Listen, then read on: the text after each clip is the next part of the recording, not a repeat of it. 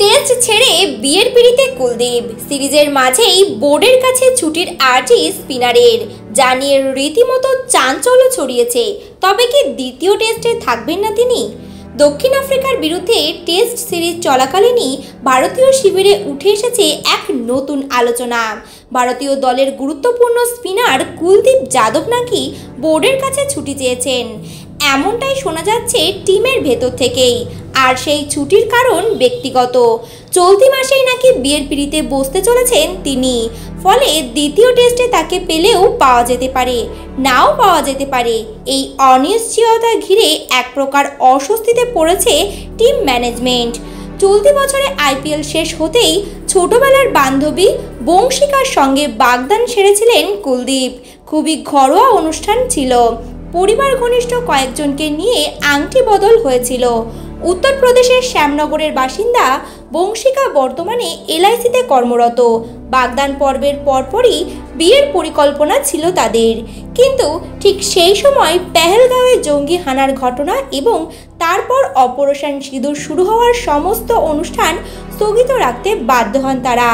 বংশিকার পরিবারও চাইছিল পরিস্থিতি স্বাভাবিক হোক, তারপরেই বিয়ের সিদ্ধান্ত নেওয়া হোক।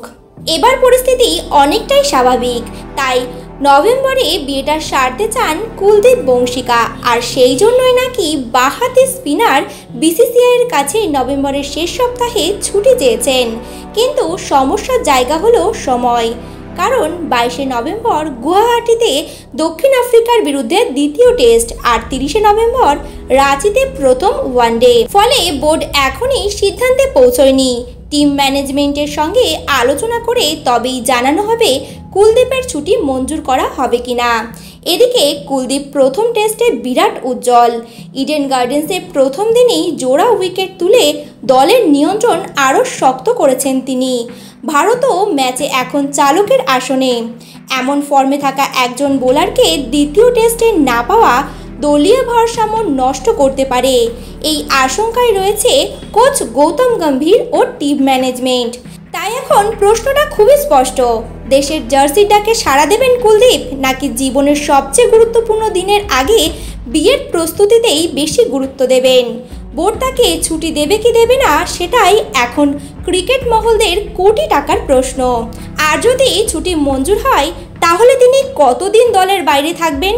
সিরিজের বাকি ম্যাচগুলি কিভাবে সাজানো হবে? সবটাই নির্ভর করছে বোর্ডের চূড়ান্ত সিদ্ধান্তের ওপর। ভারতীয় ক্রিকেট প্রেমীরা তাই এখন তাকিয়ে রয়েছে বিসিসিআইয়ের দিকে। দেখছিলেন HBN নিউজ স্পোর্টস। এরকম খেলা সংক্রান্ত আরও নতুন নতুন ভিডিও পেতে অবশ্যই চ্যানেলটি ফলো করে পাশে থাকবেন।